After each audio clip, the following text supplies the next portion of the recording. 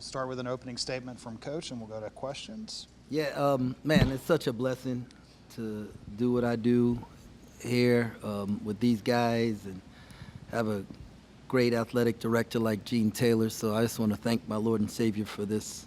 And, man, just so proud of the guys. It's funny, like, I didn't expect them to be as tight early, you know, but you could see it. They were a little tight. And so we had some turnovers and some things that we did some things that we hadn't like necessarily shown for a long time early, and then they settled down. And I thought CJ in the game really changed it. He brought great energy and length, and I mean caused some turnovers, and we was able to get out and do some things. And then at halftime, staff made some great adjustments, and the guys responded and relaxed, and then we made shots. And when you make shots, man, it solves all kind of problems. So blessed, thankful for the win, and ready to move on. Who wants to start? Killis? Jerome, you called the timeout 10 minutes in. When things aren't going your way, what did you tell you guys to get everything turned around there? Yeah, I don't know if there's anything that I said as much just to get them to relax.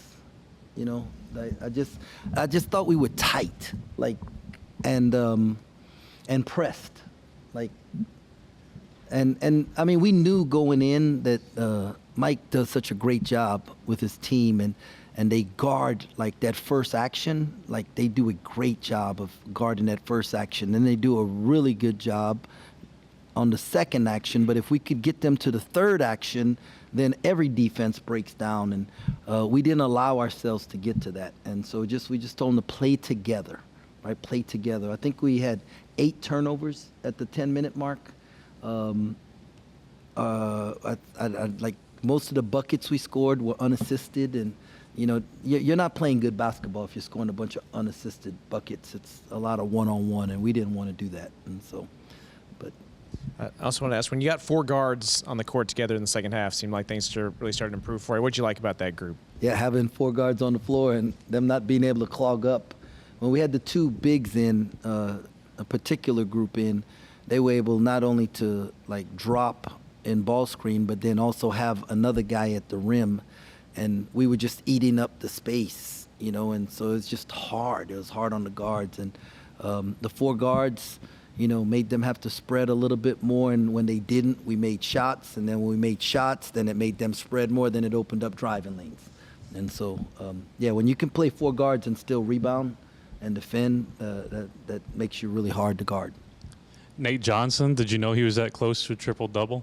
Yeah, they told me, and I told them one time to switch on the free throw line to take the bottom spot so he could get his 10th rebound, and he was like, Coach, don't worry about it.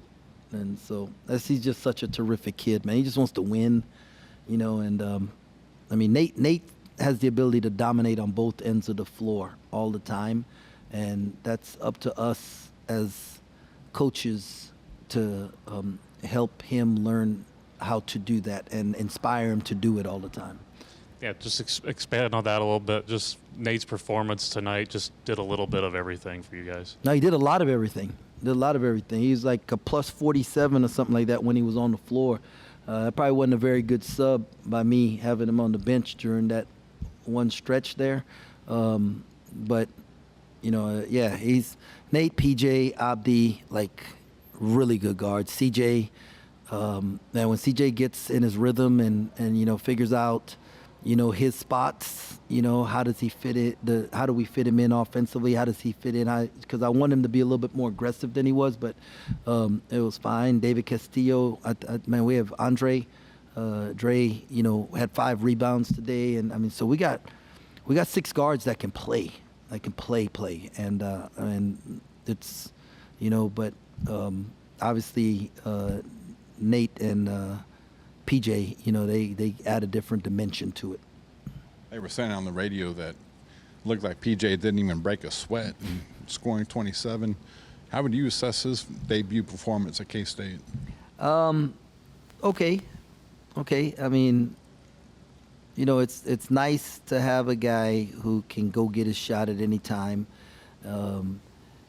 Like PJ wants to be a point guard, right? And so point guards are judged just like pitchers on wins and losses, and that's what it's going to be judged on. Not if he scores 27, not if he does this. Not did we win or did we lose? Is he leading us and helping us get better? And he's gonna continue to learn how to manage the game a little bit different, maybe, and not. I thought there was some times where he forced some things that he didn't need to, So my evaluation of his game is not on the stat sheet, it's on the film and stuff. And then he told on himself today. Do y'all see how fast he got out in transition? Like he's fast, and so now I can require him to run that fast back on defense all the time. So instead of, he's gonna love watching that one. PJ, he recently said that him and Abdi and Nate were one of the top backcourts in the country. In the second half here tonight, do you think that really showed itself? Yeah, whether they did what they did in the second half or not, I agree with them that they're one of the best backcourts in the country. I believe the other three guys that they play with also add to that. I think I got 6 of them that can play anywhere. And now if we just got to help them play together better. And what we did in the second half is not an anomaly. I believe we can play like that all the time. Moby last year, mostly coming off the bench. What does he bring with his energy just from the get-go starting? Yeah, that's the thing we needed. Like I felt like we needed just a little more energy, some more rebounding, him starting. And then it was also to challenge Elias too, to be a better rebounder. And there's something about, sitting on the bench that inspires guys to do a little bit more. But yeah, no, Moby's energy is great. Now we got to get him to have disciplined energy so he doesn't pick up the dumb fouls where, like he doesn't put himself out of position. But our forwards are going to make huge jumps over the next few weeks, because they're going to get to play and, figure out their spots, and we're going to learn how to use them a little bit better. But I thought, like, how many passes did they bobble, right? Like, how many times lob passes we should have caught and dunked or whatever. That's going to get better. So their improvement's going to be the thing that I'm looking at the most over the next few weeks.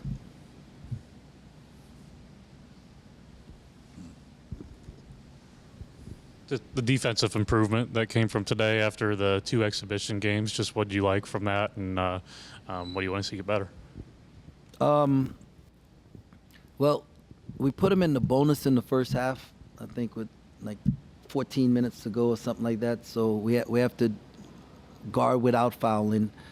I will chalk that up to just the nervous energy of the first game.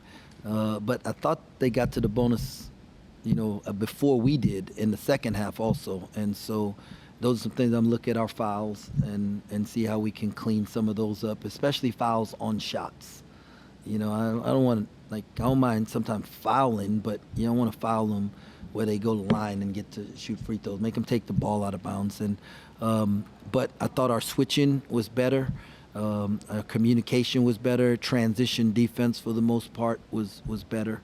And then our shot selection helps that, right? We had better floor balance because of shot selection. But, it's the communication and the chemistry on defense is going to take some time. But I've seen improvements over the 3 games, and so I'm excited about that.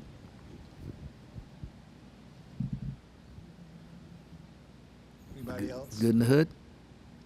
Thanks a lot. God bless. Go Cats.